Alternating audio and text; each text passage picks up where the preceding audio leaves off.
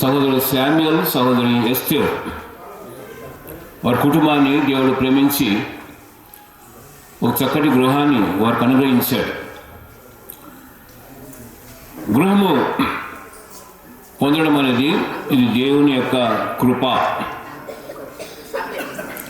కాబట్టి ఈ దినాన సంఘస్థులు ప్రార్థించిన మేరకు, పరిశుద్ధులు ప్రార్థించిన మేరకు ఇంటిని ఈరోజు మనము ప్రభు కొరికే ప్రతిష్ఠిస్తున్నాం. డెడికేషన్ ఆఫ్ ద హౌస్, దాటి ఇనాగరేషన్. ఇక్కడ నూతనంగా అనుగ్రహించబడిన ఈ గృహాన్ని మనము ప్రభు కొరికే ప్రతిష్ఠిస్తుండగా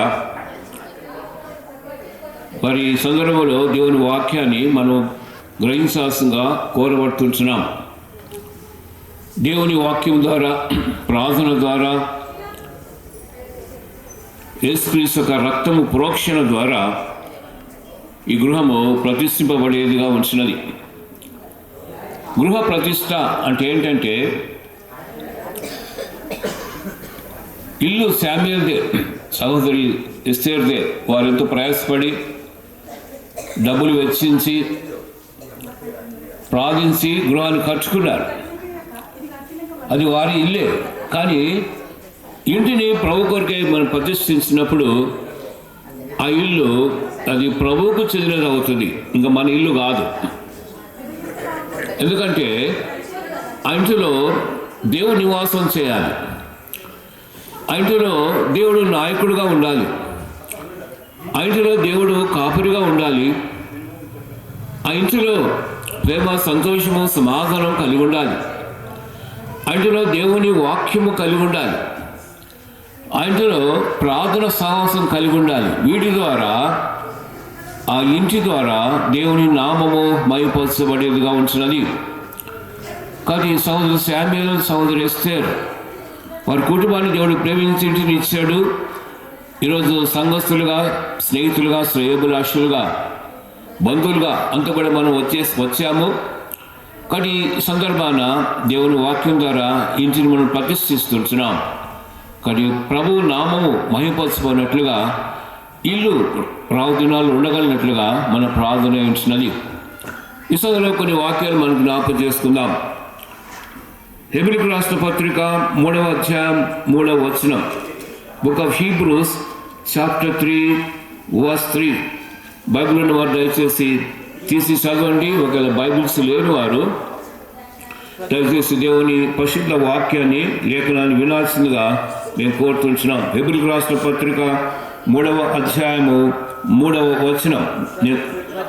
ప్రతి ఇల్లును ఎవడైనా ఒకరి చేత కట్టబడును, సమస్తమును కట్టినవాడు దేవుడే. చాలండి. ఇంకో వాక్యం చదువుకుందాం. కీర్తన 127, Psalm 127. మనకు చాలా పరిచయమైన వాక్యం అది. చదువుకుందాం. 127వ కీర్తన, Psalm 127 మొదటి వచనం మాత్రమే చదువుకుందాం. యెహోవా ఇల్లు కట్టించనిడలా దాని కట్టువారి ప్రయాసము వ్యర్థమే. యెహోవా పట్టణమును కాపాడనిడలా దాని కావలి కాయవారు మేల్కొనుట వ్యర్థమే. ఇంకో చిన్న భాగం చదువుకుందాం. సామెతలు 15:6. ఒక Proverbs chapter 15 verse 6, 6వ వచనం కలిసి చదువుదాం. సామెతలు 15:6వ వచనం. నీతిమంతుని ఇల్లు గొప్ప ధననిధి. నీతిమంతుని ఇల్లు గొప్ప ధననిధి. ప్రార్థన చేసుకుందాం. కలవంచండి. ప్రేమ నమ్మకమైన మా పరలోకపు తండ్రి, నీనాడు ఎన్నటికీ మారం తండ్రివి, శాశ్వతమైన ప్రేమతో ప్రేమించే దేవుడు, ఆకాశ మహాకాశములు పడ్డజాని గొప్ప దేవుడు, భూమి ఆకాశము సముద్రమును వాటిని సంవత్సరం సృజించి మీ మహత్వ గల మాటలతో సర్వం నిర్వహించే గొప్ప దేవుడు. పైన ఆకాశం అందే కానీ కింద భూమి మీద కానీ మీ వంటి దేవుడు ఒకడు లేడు. నిబంధన నెరవేర్చు కృపను చూపండి దేవుడు, అబ్రాహాము, ఇస్సాకు, యాకోబుల దేవుడు, అటువంటి గొప్ప దేవుడు మీరు మాకు దేవుడు స్తోత్రాలు చెల్లిస్తున్నాం. మీ కుమారుడైన యేసుక్రీస్తు వారిలో మాకు ఇచ్చిన ప్రవేశాన్ని బట్టి వందనాలు. మీ కుమారుడు యేసుక్రీస్తు వారిలో మాకు అందించిన రక్షణ సంతోషమును బట్టి వందనాలు. ఈ భూలోకపు యాత్రలో చాలిన దేవుడుగా తండ్రి, మమ్మల్ని మీరు కనుకరిస్తున్న దేవా వందనం చెల్లిస్తున్నాం. మా ప్రతి ఒక్కర యేసుక్రీస్తు వారికి మా మహిషను తీర్చే దేవుడుగా మా పక్షాన ఉంటున్న స్తోత్రాలు చెల్లిస్తున్నాం. ఈ సందర్భంలో మరి శామ్యూల్ సహోదరి ఎస్తేర్ వారి కుటుంబాన్ని ప్రేమించి వారికి ఇచ్చిన నూతన గృహం కొరకే ప్రార్థన చేస్తున్నాం. ఈరోజు తండ్రి మరి వాక్యం ద్వారా, ప్రార్థన ద్వారా, మీ పరిశుద్ధ రక్త ప్రోక్షణ ద్వారా ఇంటిని మీరు ప్రతిష్ఠిస్తుండగా ఇంటిని మీరు దీవించండి, ఆశీర్వదించండి. ఈ గృహం చుట్టూ అగ్నిపాకారం ఉంచండి, 10 శోధన కీని తప్పించండి. ఈ గృహానికి మీరే నాయకుడుగా, యజమానుగా ఉండి నడిపించగా ప్రార్థన చేస్తూ ఈ గృహంలో నివసించి బిడ్డలు మీ యొక్క సంతోషం, సమాధానం, శాంతి కలిగి మీ వెలుగును అనేకులకు తని ప్రకాశించేవారుగా సిద్ధపరచగా ప్రార్థన చేస్తూ తీసుకురాగల ప్రియులందరిని బట్టి వందనాలు. స్నేహితులు, శ్రేయోభిలాషులు, సంఘస్థులు, పరిశుద్ధులు, బంధువులు అందరిని బట్టి వందనాలు చెల్లిస్తూ నన్ను కనుకరించి ఏమైనా పాత్ర వాడుకోసగా ప్రార్థన చేస్తూ వాక్యం ద్వారా మరి దర్శించండి. ఏ వాక్యం కూడా వ్యర్థంగా పోకున్నట్టుగా ఈ వాక్యం యొక్క వెలుగు ద్వారా అనేకులు సమకూర్చమన్నట్టుగా ప్రార్థన చేస్తూ మీరు రక్త ప్రోక్షణ చేసుకుంటూ యేసుక్రీస్తు వారి పరిశుద్ధ నామములో ప్రార్థించి వేడుచున్నాము తండ్రి, ఆమేన్. హెబ్రీ రాసిన పత్రిక 3వ అధ్యాయం 3వ వచనములో ప్రతి ఇల్లును ఒకరి చేత కట్టబడును, కానీ సమస్తమును కట్టువాడు దేవుడే. సాధారణంగా మనం ఇల్లు మనం కట్టుకుంటాం, నివాసం అవసరం. ఈ భూలోకంలో జీవించడానికి ఒక నివాసం అవసరం. దాని కొరకై కొంత మనం ప్రయాసపడాలి, డబ్బులు వెచ్చించాలి. మన యొక్క చూడండి ట్రెజర్స్, మనం కలిగిన డబ్బు, మన యొక్క శక్తిని ఉపయోగించి ఇంటిని కట్టుకుంటాం. ఇది అవసరం మనకు. కానీ ఇంటి సమస్తమును కట్టువాడు దేవుడు. అంటే దేవుడు ఇంటిని కట్టకపోతే కట్టువారి ప్రయాసం పెట్టమని ప్రభు సెలవిచ్చాడు. యెహోవా ఇల్లు కట్టించనిడలా దాని కట్టువారు ప్రయాసము వ్యర్థమే. కానీ సమస్తమును కట్టువాడు దేవుడు. బైబిల్లో కొన్ని విషయాలు ఉన్నాయి. దేవుడు మొట్టమొదటిగా వ్యక్తులను కట్టువాడుగా ఉంచాడు. ఈమె గ్రంథం 31వ అధ్యాయం 3-4 వచనాలు చూసినప్పుడు దేవుడు ఇండివిజువల్గా వ్యక్తులను కట్టువాడుగా ఉంటాడు. సీయోను కుమార్తె గురించి చెబుతూ నువ్వు కట్టబడినట్టు నిన్ను కట్టుదును అని ప్రభు సెలవిచ్చాడు. కానీ దేవుడు మొట్టమొదటిగా వ్యక్తుల జీవితాలను కట్టువాడుగా ఉంచాడు. వ్యక్తిగతంగా దేవుడు ప్రతి వ్యక్తిని దర్శించి మరి ఆయనకు రక్షణ ఇచ్చి రక్షణ ద్వారా ఆ గృహం కట్టడానికి దేవుడు ఇష్టపడేవాడుగా ఉంచాడు. సో వ్యక్తిగతంగా దేవుడు మన జీవితాలను కట్టువాడుగా మనం గమనించవచ్చు. రెండవది 120వ కీర్తన 1వ వచనములో ఇంటిని కట్టువాడు ఆయనే, ఇంటిని కట్టువాడు ఆయనే. మూడవదిగా మత్తయి సువార్త 16:18లో నా సంఘము నేను కట్టుదునని ప్రభు సెలవిచ్చాడు. సంఘాన్ని కూడా కట్టువాడు ఆయనే. 147వ కీర్తనలో మనం గమనించినప్పుడు యెరూషలేమును కట్టువాడు ఆయనే. యెరూషలేము అంటే అదొక దేశము, కానీ దేశాన్ని కూడా కట్టువాడు ఆయనే. కానీ దేవుడు సమస్తమును కట్టువాడు. మనం ప్రభు చేత కట్టబడేవారుగా ఉండాలని ప్రభు మాట్లాడుతున్నాడు. మన ఇంటిని కూడా ప్రభువే కట్టువాడు. అంటే అఫ్కోర్స్ అది మనం కట్టుకున్నాం, మంచిదే. కానీ దీని పైన దేవునికి హస్తము లేకపోతే ఆ ఇల్లు సరిగా కట్టబడని నేరదు. అందుకనే యెహోవా ఇల్లు కట్టించడం కట్టువారి ప్రయాసము వ్యర్థమని సెలవిచ్చాడు. కానీ దేవుడు ఇల్లు కట్టే ఇల్లు ఎలా ఉంటుందంటే అది నీతిమంతునిగా కట్టువాడుగా ఉంటాయి. నీతిమంతుని ఇల్లు గొప్ప ధననిధి. కానీ దేవుడు కట్టే గృహం ఎలా ఉంటుందంటే నీతిమంతుని ఇంటిగా అది కట్టబడేదిగా ఉంటుంది. సో ఎవరైనా నీతిమంతుడు బైబిల్ సెలవిచ్చినప్పుడు, బైబిల్లో మనకు జ్ఞాపకం చేసుకున్నప్పుడు నీతిమంతుడు లేడు, ఒక్కడేనూ లేడు. దేవుని వెతుకువాడు, గ్రహించేవాడు ఒక్కడు కూడా లేనట్టుగా దేవుని వాక్యం రాయబడి ఉంది. యోబు గ్రంథము 25వ అధ్యాయం 4వ వచనములో స్త్రీకి కనిన నరుడు దేవుని దృష్టిలో ఎలాగో నీతిమంతుడు కాగలడు అని ఒక ప్రశ్న ఉంది. ప్రసంగి గ్రంథం 7వ అధ్యాయం 20వ వచనములో పాపం చేయకుండా మీరు నీతిమంతుడి భూలోకములో ఒక్కడైనను లేడు అని సెలవుబడింది. గళితీ రాష్ట్ర పత్రిక 2:16లో మనం గమనిస్తున్నప్పుడు ధర్మశాస్త్ర క్రీడ ద్వారా ఏ వ్యక్తి కూడా నీతిమంతుడుగా తీర్చబడి నేరడు అని చెప్పి దేవుని వాక్యం రాయబడింది. అంటే నీతిమంతుడు నిజానికి ఈ భూలోకంలో ఎవడు లేడు, కానీ దేవుడు ఒక్కడే నీతిమంతుడు. కానీ దేవుడు నీతిమంతుడు, కానీ మనుషులు పాపులుగా ఉంచిన దేవుని వాక్యం సెలవించబడింది. మనుషుడు ప్రతి ఒక్క వ్యక్తి ఈ భూలోకంలో జన్మతః పాపిగా బయటకు వస్తున్నాడు. ఈ పాపం ఎక్కడి నుంచి వచ్చింది? ఏదైనా తోటలో మొట్టమొదటి ఆదాము పురుషుడు లాంటి వ్యక్తి ఆదాము. కానీ ఆదాము హవ్వల ద్వారా ఏదైనా తోటలో పాపం ప్రవేశించింది. దేవుడు ఒక ఆజ్ఞ ఇచ్చాడు. ఏంటి ఆజ్ఞ అంటే, ఈ పండు తిను దినమున నిశ్చయంగా నువ్వు చస్తావు అని దేవుడు సెలవిచ్చాడు. ఒక చిన్న నియమం పెట్టాడు, ఒక కట్టడ పెట్టాడు, ఒక ఆజ్ఞ ఇచ్చాడు. ఎప్పుడైతే ఆదాము ఆజ్ఞను మీరాడో, ఆజ్ఞ అతిక్రమించాడు, ఇప్పుడు ఆదాము పాపం చేసిన వాడు అయిపోయాడు. అందుకే రోమీయులకు రాసిన పత్రిక 5:12 మనం గమనించినప్పుడు, ఇప్పుడు ఆదాము చేసిన పాపం ద్వారా అందరూ కూడా పాపంలోనే జన్మిస్తున్నారు. రెండోది, పాపం ద్వారా మనుషులకి మరణం వచ్చింది.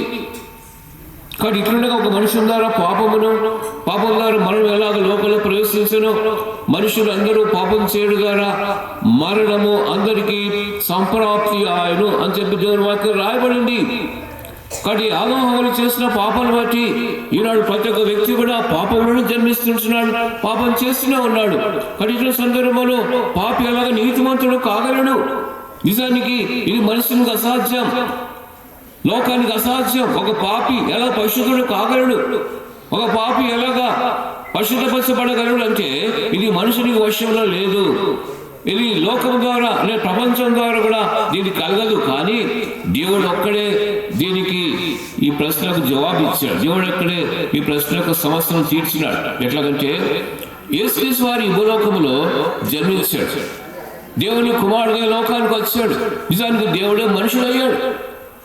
కానీ ఒక పాపి నీతివంతుడు కావాలంటే, నీతిని ప్రసాదింపజేయాలంటే నీతివంతుడు దేవుడు ఈ లోకానికి రావాలి. కానీ దేవుడు నీతిమంతుడు, పరిశుద్ధుడు, ఆయన పాపం లేని వ్యక్తి. ఏ మానవుడు ఎప్పుడు దేవుడిని చూడలేదు. కానీ అటువంటి గొప్ప దేవుడు తన కుమారుడు ఈ లోకాన్ని పంపించాడు యేసుక్రీస్తు రూపమున. ఆయన యేసుగా ఈ లోకాన్ని పిలబడుతూ వచ్చాడు. తన ప్రజల పాపం నుండి ఆయన రక్షించను కనుక ఆయనకు యేసుని పేరు పెట్టబడినట్టుగా మనం గమనిస్తున్నాం. దేవుడు తన కుమారుని యేసుక్రీస్తు వారిని ఈ లోకాన్ని పంపించాడు లోక రక్షకుడుగా. ఎందుకంటే మనుషులు పాపం చేశారు, మనుషులు నీతివంతులు కారు. ఒక పాపం నీతిని తీర్చిన నిమిత్తమై నీతివంతుడిని యేసుక్రీస్తు వారిని ఈ లోకాన్ని పంపించాడు. ఆయన పాపం లేని జన్మ, ఏ పాపం ఎరగని వ్యక్తి, ఆయన పాపం లేకుండా జీవించగలిగాడు. మనుషుల కళ్యాణం కొరకే, లోక కళ్యాణం కొరకే కల్వరిలో ఆయన ప్రాణం ఇచ్చాడు.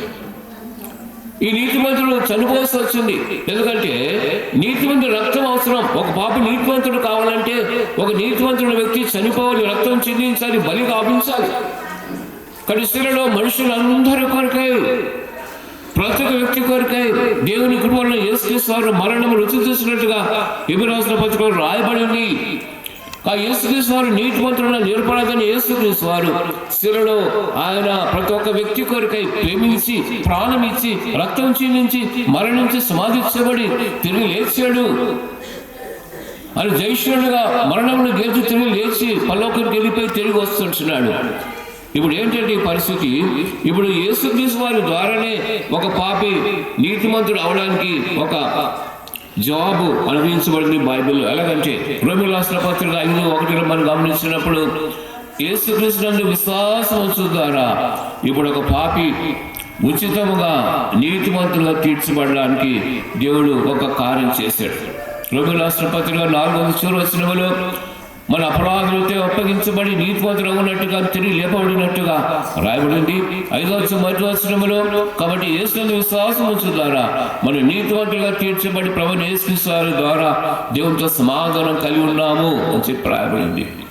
అది రోమీయులకు రాసిన పత్రిక 5:9 యేసుక్రీస్తు రక్తం ద్వారా మన నీతిమంతులు తీర్చబడుతున్నాం. సో ఇప్పుడు ఒక పాపి నీతిమంతుడు కావాలంటే యేసుక్రీస్తు వారు మరణించాలి. 2 కొరింథీ 5:21 పౌలు అంటున్నాడు, పాపం మెరుగని ఆయన మన కొరకే పాపంగా చేయబడు ద్వారా దేవుని యొక్క నీతి మన మీదకి ఆరోపించబడింది. మనుషునికి అసాధ్యమైన కార్యము యేసుక్రీస్తు వారి ద్వారా దేవుడు పరిష్కరించాడు ఈ సమస్యను. కేవలం యేసుక్రీస్తు నందు విశ్వాసం ఉంచు ద్వారా, ఆయన రక్త ప్రోక్షణ ద్వారా ఒక పాపి బేషరతుగా ఉచితముగా నీతివంతుడుగా తీర్చబడుతున్నాడు. ఇది బైబిల్లో జరిగిన సంఘటన. కాబట్టి ఇప్పుడు నీతివంతుడు తీర్చబడిన ఇల్లు, నీతివంతుని ఇల్లు ఇప్పుడు ధననిధి. ధననిధి అంటే ఏదో వెండి బంగారు ఉండే నీతి కాదు, కానీ ఆత్మీయమైన నీతి కలిగిన ఇల్లు. అంటే దేవుడు కట్టించే గృహములో ఆత్మీయ సంపద కలిగి ఉండడం అని దేవుడు కట్టించే నీతివంతుని ఇల్లు. కానీ నీతివంతుని ఇంటిలో ఆత్మీయ సంపద ఉండాలి. ఏంటి ఆత్మీయ సంపద? యేసుక్రీస్తు వారు మనకు ఈ లోకంలో వెండి బంగారు ఇచ్చిపోలేదు, దాన ధాన్యములు లేకపోతే మేడ విద్యలు ఇవన్నీ ఇచ్చిపోలేదు, కానీ ఆయన తన వాక్యాన్ని ఇచ్చి వెళ్ళిపోయాడు. కాబట్టి నీతివంతుని ఇంటిలో ధననిధి ఏంటంటే మొట్టమొదటిగా దేవుని వాక్యం ఉండడము, అదొక ధననిధి. కానీ మన గృహాల్లో దేవుని వాక్యం ఉండాలి. మన యొక్క ద్వారబంధాల మీద దేవుని వాక్యం ఉండాలి, గోడల మీద దేవుని వాక్యం ఉండాలి. ఇక్కడ ఏ వాక్యం ఉన్నట్టు కనపట్లేదు. ఒక వాక్యం పెట్టిండాలి, చాలా ఇంపార్టెంట్ అది. మరి ఇవన్నీ పెడుతున్నాం, పూజలను పెడుతున్నాం, దానికంటే మించి దేవుని వాక్యం అవసరం. అట్లీస్ట్ ఒక వాక్యం అని పెట్టి ఉండాలి. ఇక్కడ చాలా ఇంపార్టెంట్, ఇవి చాలా ఇంపార్టెంట్ బేసిక్ థింగ్స్ ఇవి. కానీ నీతివంతులు ధన్యులు ఎలా ధన్యులు అంటే ఆ ఇంట్లో దేవుని వాక్యము ఉండాలి. ఆ ఇంట్లో నివసించే ప్రజలు దేవుని వాక్యం చదవాలి. ఆ ఇంట్లో దేవుని ప్రార్థన ఉండాలి. ఆ ఇంట్లో సాక్ష్యం కలిగి ఉండాలి. కాబట్టి అప్పుడేది ధననిధిగా ఎంచబడుతూ ఉంది. ఈ సందర్భంలో మనం కొన్ని విషయాలు చూద్దాం. ఒక 5-6 విషయాలు. యెహోవా కట్టించే గృహాలు ఎలా ఉంటాయో కొన్ని విషయాలు చూసుకొని మనము ఈ యొక్క పరిచయం ముగించుకుందాం. సహోదరు శామ్యూయల్, సహోదరు ఎస్తేర్ వారి కుటుంబాన్ని ప్రేమించి దేవుడు చక్కని నూతన గృహం ఇచ్చాడు. కానీ ఈ గృహము దేవుని చేత కట్టబడే గృహంగా ఉండాలి. అంటే ఆ గృహం ఎలా ఉండాలో కొన్ని విషయాలు చూద్దాం. దేవుడు కట్టించే గృహాలు మాదిరికరమైన గృహాలు అవి. అంటే మోడల్ హౌసెస్ ఎలా ఉంటాయో అవి చూసి అలాగా ఈ గృహం ఉండాలి. అదే మన ప్రార్థనే ఉండాలి. ఈరోజు చూద్దాం. మొట్టమొదటిగా దేవుడు కట్టించే గృహం ఏంటో చూద్దాం. లూకా సువార్త 19వ అధ్యాయం. Luke's Gospel chapter 19 verse 9. లూకా సువార్త 19.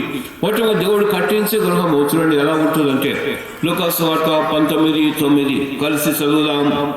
అందుకు యేసు ఇతరుడు అబ్రహాము కుమారుడే, ఎందుకనగా నేడు ఈ ఇంటికి రక్షణ వచ్చింది. ఇక్కడ దేవుడు కట్టించే గృహం ఏంటంటే అది రక్షణ గృహము.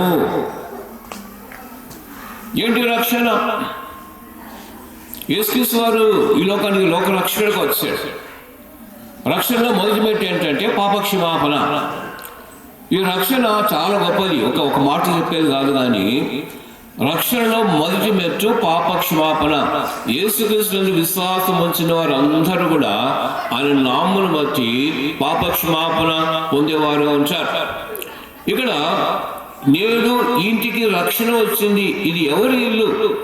ఎలాగ రక్షణ వచ్చింది? కొన్ని విషయాలు చూద్దాం. ఈ యొక్క ప్యాసేజ్లో 19వ అధ్యాయంలో జక్కయ్య అని ఒక వ్యక్తి ఉన్నాడు. ఈ వ్యక్తి ట్యాక్స్ కలెక్టర్, పన్ను వసూలు చేసేవాడు, అన్యాయపు పన్ను వసూలు చేసేవాడు, ధనవంతుడు. ఈ వ్యక్తి చాలా పొట్టిగా ఉండేవాడు, పొట్టి జక్కయ్య అంటారు. ఈ వ్యక్తికి ఒక ఆశ కలిగింది ఏంటంటే నేను యేసుక్రీస్తు వారిని చూడాలి అని చెప్పి ఆశ కలిగి ఒక చెట్టు ఎక్కి కూర్చున్నాడు. కానీ యేసుక్రీస్తు వారు ఆ చోటుకు వచ్చాడు. నిజానికి జక్కయ్య చూడకముందే యేసుక్రీస్తు వారి జక్కయ్యను చూసి ఆ స్థలానికి తానే వచ్చినట్టుగా మనం చూడొచ్చు. కానీ చెట్టు మీద కూర్చున్న జక్కయ్యను యేసుక్రీస్తు వారు ఆ స్థలానికి వచ్చి పైకి కన్నెత్తి చూసి జక్కయ్యను త్వరగా దిగుము, నేడు నేను నీ ఇంట నివసించి ఉన్నది అని ఉండాల్సిందని చెప్పాడు. జక్కయ్య సంతోషంతో త్వరగా దిగి కిందికి వచ్చాడు. గమనించండి, ఇక్కడ రక్షణ ఎట్లా వచ్చింది జక్కయ్య ఇంటికంటే దేవుని మాటకు లోబడుట ద్వారా. గమనించండి. అనుకుందాం ఇప్పుడు జక్కయ్య యేసుకు చెప్పిన మాటకు లోబడకుండా చెట్టు మీద ఉన్నాడు అనుకుందాం. చెట్టు మీద ఉంటూ ఎందుకు దిగాలి? చూశాను కదా ప్రభుని, నేను అదే కదా కోరింది, యేసుని చూడాలనుకున్నాను, యేసుని చూశాను చాలు, ఎందుకు దిగాలి అని చెట్టు మీద ఒకవేళ ఉండి ఉంటే రక్షణ ఉండేది కాదు. ఏంటి రక్షణకు? ఏంటి ఇక్కడ ఏంటంటే నియమం ఏంటంటే ఒబీడియన్స్, అంటే విధేయుడవడము, దేవుని వాక్యానికి లోబడుట. యేసుక్రీస్తు వారు ఏం చెప్పాడు దానికి లోబడ్డాడు, త్వరగా దిగాడు. ఆ దిగేటప్పుడు తన జీవితం మార్చబడింది, ఆటోమేటిక్గా తన జీవితంలో మార్చబడింది. తన యొక్క పాపస్థితి తాను ఎరిగిన వాడుగా ఉంటూ అన్యాయంగా సంపాదించిన డబ్బులంతా కూడా ఇచ్చేస్తానని చెప్పి తీర్మానం చేశాడు. అలాగా ఆ ఇల్లు రక్షణ గృహంగా మార్చబడినట్టుగా మనం చూస్తున్నాం. అదే అధ్యాయం 19:10 ఒక మాట రాయబడింది, నశించిన దానిని వెతికి రక్షించుటకు మనుష్య కుమారుడు లోకానికి వచ్చాడు. కానీ జక్కయ్య నశించిపోయే వ్యక్తి, అతడు పాపంలో ఉంటూ వచ్చాడు, అన్యాయపు స్త్రీని సంపాదించుకున్నాడు. కానీ దేవుడు ఆ వ్యక్తిని దర్శించాడు, ఆ ఇంటికి రక్షణ వచ్చింది. కానీ దేవుడు కట్టించే గృహము ఎలా ఉంటుందంటే అది రక్షణ గృహంగా ఉంటుంది. రక్షింపబడుట అంటే యేసునందు విశ్వాసం ఉంచడం ద్వారా రక్షించబడతాం.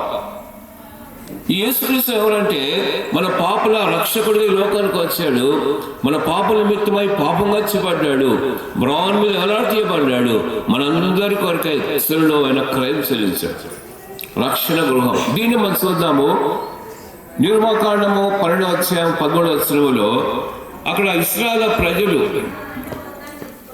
దేవుడు ఎలాగా రక్షించాడో చూడొచ్చు. ఒక మాట చూద్దాం, రక్షణ గృహంగా మనం చూడొచ్చు. చూడండి, నిర్గమకాండము 12:13 ఇక్కడ ఇశ్రాయేలు ప్రజలు ఐగుప్తు దేశం నుండి బయలుదేరినప్పుడు అది చివరి రాత్రి అబీబ్ నెలలో 14వ తారీఖున దేవుడు ఆజ్ఞాపించినట్టుగా ప్రతి ఇంటిలో ఒక గొర్రె పిల్లను వధించారు. రక్తాన్ని తీసుకుని ద్వారబంధులు ప్రోత్సహించుకున్నారు. వారు పులిని రొట్టెను పండుగను ఆచరించారు. ఆ సందర్భంలో చూడండి, రక్త ప్రోక్షణ ద్వారా వారి ఇంటికి రక్షణ వచ్చినట్టుగా మనం చూడొచ్చు. నిర్గమకాండము 12:13 కలిసి చదువుదాం.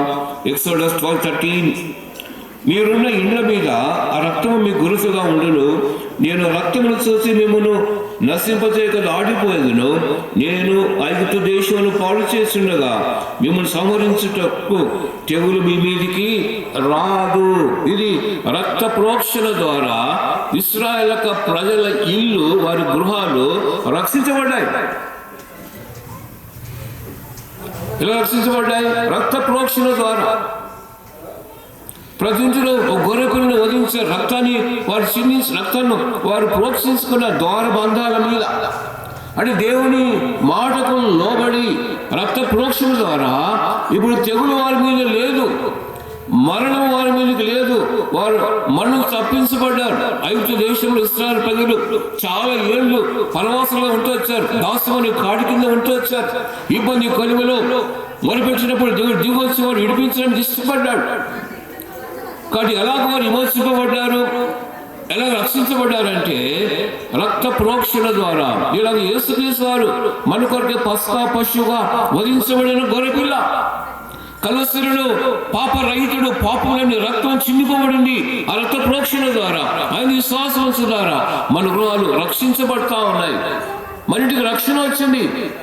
ఈనాడు శామ్యూయల్ గారు వేస్తే వారు రక్షించబడిన ప్రజలని చెప్పి సాక్ష్యం ఇచ్చారు, మంచిదే. ఆ గృహంలోకి వచ్చేవారంతా రక్షణ పొందాలి. ఆ గృహము రక్షణగా ఉంటూ రావాలి. ఆ గృహం మీద రక్త ప్రోక్షణ జరుగుతూ రావాలి. ఆ గృహంలో దేవుని మాటకు లోబడేవారుగా ఉంటేనే ఇల్లు రక్షణ గృహంగా ఉండేదిగా ఉంటుంది. సో దేవుడు కట్టించే, యెహోవా కట్టించే గృహము మొట్టమొదటిగా మోడల్ హౌస్ ఏంటంటే అది రక్షణ గృహము. రెండవది చూద్దాం, దేవుడు కట్టించే గృహం ఎట్లా ఉంటుందంటే మత్తయి సువార్త 5వ అధ్యాయం, మత్తయి సువార్త 5వ అధ్యాయంలో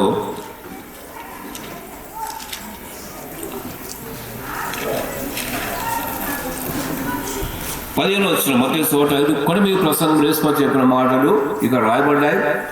5వ అధ్యాయం 15వ వచనం కలిసి చదువుదాం. మనుషులు దీపము వెలిగించి కొంచెం కింద పెట్టరు కానీ అది ఇంట నుండి వారందరికీ వెలిగించుటకై దీపస్తంభం మీదనే పెట్టుదురు. ఇంట నుండి వారికి వెలిగించుటకై. కానీ దేవుని చేత కట్టబడే గృహము అది వెలిగించబడిన గృహము. ఆ ఇంటిలో వెలుగుంది, ఆ ఇంట్లో దీపస్తంభం ఉంది,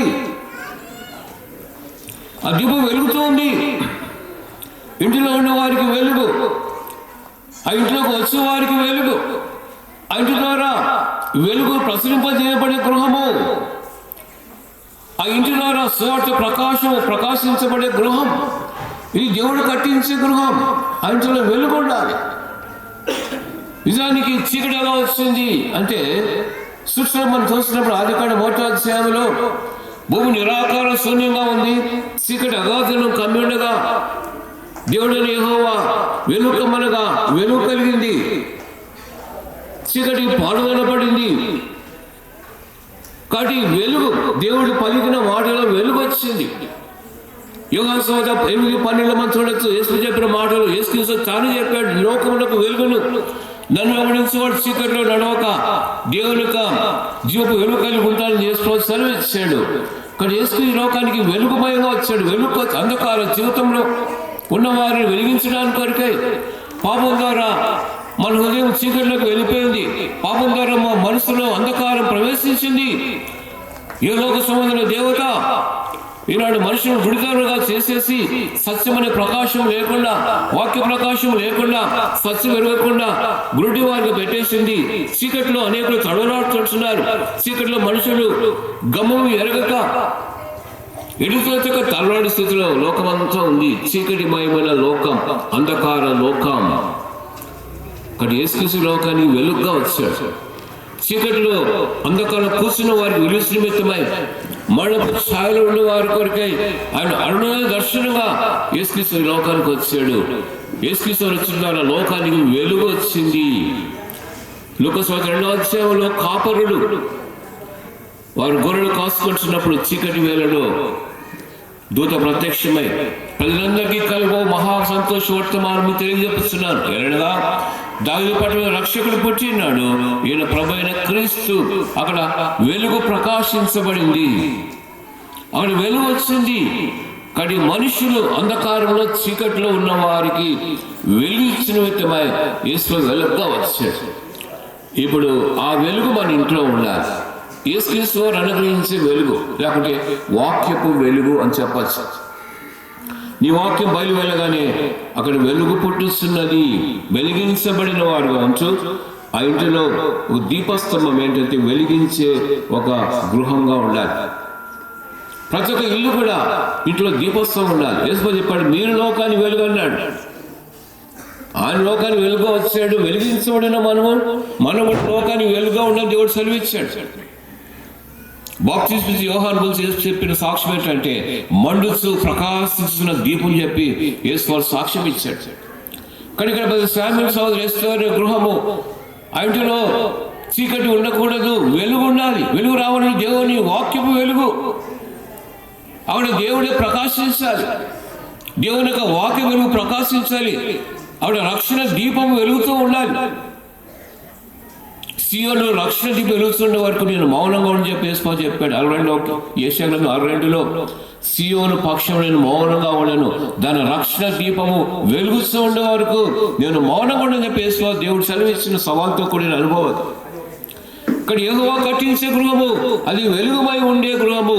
ఆ ఇంటిలో చీకటి ఉండడానికి వీల్లేదు. అక్కడ వెలుగు దీపోత్సవం ఉండాలి, వారికి వెలుగుగా ఉండాలి. అదే సందర్భంలో ఆ ఇంట్లో ప్రదర్శించే వారు అందరూ కూడా ఈ వాక్య వెలుగులోనికి రావాలి. ఇది దేవుడు కోరే గృహము. సామెల గృహం కూడా మన ప్రార్థన ఏంటంటే ఇప్పుడు కట్టించబడిన ఈ కొత్త గృహము ఇది వెలుగుమయమై ఉండాలి. ఎట్లా వెలుగంటే లైట్స్ ఓకే, అది మామూలుగా వెలిగించే లైట్ అది వేరే, కానీ ఆత్మీయంగా అది వెలుగుతూ ఉండే గృహంగా ఉండాలి. ఆ ఇంటిలో దేవుని వాక్యము, దేవుని యొక్క ప్రకాశము ఉండాలి. అక్కడ చీకటి ఉండడానికి వీలు లేదు. ఇది 2వ గృహం. సో యెహోవా కట్టించే గృహం మొట్టమొదటిగా రక్షణ గృహంగా ఉండాలి. 2వది వెలిగించే గృహంగా, వెలిగించబడి వెలుగుతూ ఉండే గృహంగా ఉండాలి. ఇది 2వ గృహము. 3వ చూడండి, లూకాసు వార్త 10వ అధ్యాయం. దేవుడు కట్టించే గృహాలు, ఇది మాదిరికమైన గృహాలు ఎలా ఉంటాయో చూస్తున్నాం మనం. లూకాసు వార్త 10వ అధ్యాయం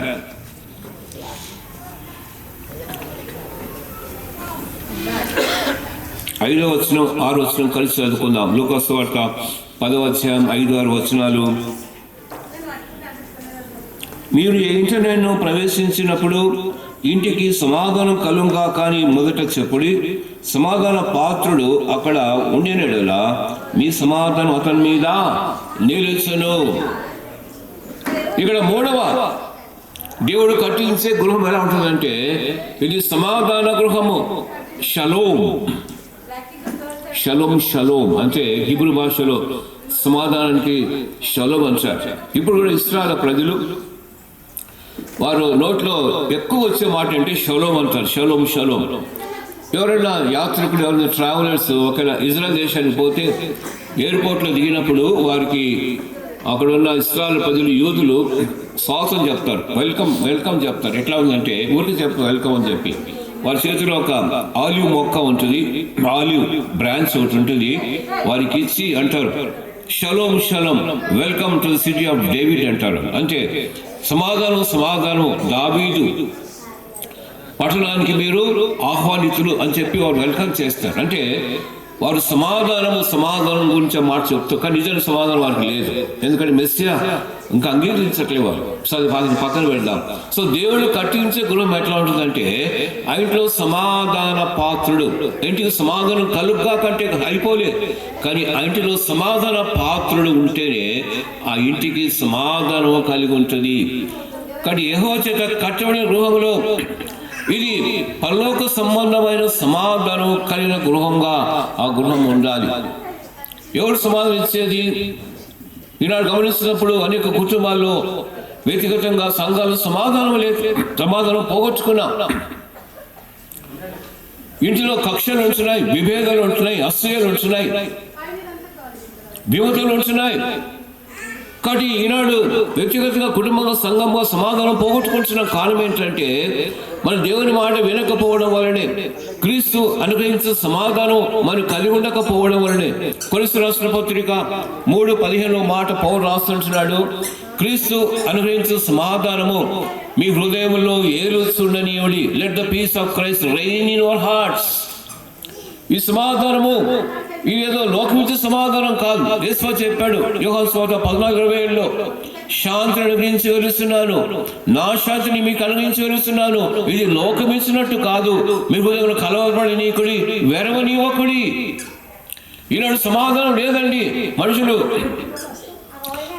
లోకంలో సంపాదించుకుంటున్నాం, సుఖంగా జీవిస్తున్నాం, అన్ని కలిగి ఉన్నాం, బంగారు వెండి కలిగి ఉన్నాం, మేడ మీద కలిగి ఉన్నాం, వెండి బంగారు కలిగి ఉన్నాం, బ్యాంక్ అకౌంట్స్ లో డబ్బులు బాగున్నాయి, అన్ని బాగానే ఉన్నాయి, కానీ సమాధానం ఉందండి? గొప్ప గొప్ప ధనవంతులు ఉన్నారు, సమాధానం ఉందా? హృదయంలో కలవరం ఉంది, ఏదో కొరత ఉంది, అన్ని కలిగి ఉన్నా లోకం ద్వారా అన్ని కలిగి ఉంటున్నారు, కానీ అసలు సమాధానం లేదు. సమాధానం ఎవరు కావాలంటే యేసుక్రీస్తు సమాధాన కట్ట. అందుకనే యెషయా భక్తుడు దాదాపు 700 సంవత్సరాల క్రితమే మెస్సియాను గురించిన ఒక వాగ్దానం ఇచ్చాడు, ప్రవచనం. యెషయా 9:6లో ఆయన ఆశ్చర్యకరుడు, ఆలోచనకర్త, బలవంతుడైన దేవుడు, నిత్యుడకు తండ్రి, ఆయన సమాధాన కర్త అని ఆయనకు పేరు పెట్టబడును. Is the prince of peace. కానీ ఇంటిలో యేసుక్రీస్తు లేకపోతే సమాధానం దొరకదండి. ఇది లోకమిచ్చే శాంతి కాదు, సమాధానం కాదు. డబ్బు ఇచ్చే సమాధానం శాంతి కాదు. హృదయంలో సమాధానం. ఎప్పుడు నీ పాపాలు క్షమించబడతాయో, యేసుక్రీస్తు నిజంలో కలిగి ఉంటావో, సమాధాన పాత్రుడైన యేసుక్రీస్తు వారు నువ్వు ఇంట్లో కలిగి ఉంటే, నువ్వు ఏమీ లేకపోయినా, నీకు ఇల్లు లేకపోయినా, ఆహారం లేకపోయినా, ఈ లోకంలో నీకు డబ్బు లేకపోయినా, యేసుక్రీస్తుని కలిగి ఉంటే అది నిజమైన శాంతి, సమాధానము. నీ హృదయం నిబ్బరంగా ఉంటుంది. ప్రతి పరిస్థితిలో నీ హృదయంలో శాంతి ఏ విధంగా ఉంటుంది. ఆ సమాధానము బయట లోకం ఇచ్చే సమాధానం కాదు. నీ హృదయంలో, జీవితంలో, కుటుంబంలో సమాధానము కలిగి ఉంటాం, నిబ్బరంగా ఉంటాం. చూడ మాట చదువుదాం. యెషయా 32వ అధ్యాయంలో ఇల్లు సమాధానంగా ఎలా ఉంటుందని చూడు రాయబడింది. యెషయా 32వ అధ్యాయం.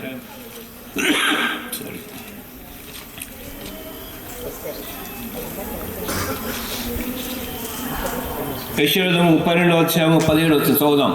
Book of Isaiah chapter 32:17. యెషయా 32:17. నీతి సమాధానం కలగచేయును, నీతి వలన నిత్యము నిమ్మలము నిబ్బరము కలుగును. అప్పుడు నా జనులు విశ్రమ స్థలములందును ఆశ్రయ స్థానములందు సుఖకర్మ నివాసములందు నివసించెదరు. ఇక్కడ నీతి సమాధానం కలగచేయును. యేసుక్రీస్తు వారి యొక్క నీతి ఇందులో చదువుకుని మనం చెప్పుకున్నాం. ఆ నీతి ద్వారా దీవెన ఏంటంటే సమాధానం కలుగును. అప్పుడు సమాధానం ద్వారంట మన నివాసముల్లో సుఖంగా ఉంటాం, లేకుంటే విశ్రమిస్తాం. విశ్రాంతి ఉంటుంది. ఆ ఇంటిలో విశ్రాంతి అవసరం. విశ్రాంతి నిద్రపోవడం కాదు, ఆత్మీయమైన విశ్రాంతి. కలవరం ఉండదు. విశ్రమ స్థానంలో ఉంటారు. నివాసములు సుఖంగా ఉంటాయి.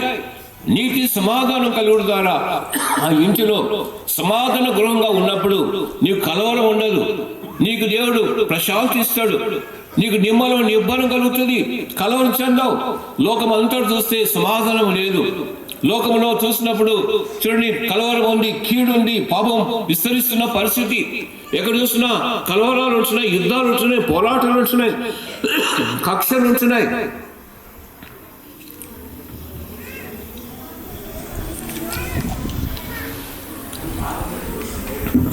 ఇంటిలో సమాధానం ఎవరిస్తారంటే యేసుక్రీస్తు వారి సమాధానంకు కర్త.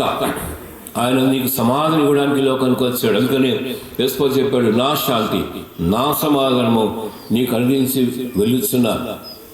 లూకాసు వార్తలో దూతలు పాడారు కదా. ఏం పాడారు?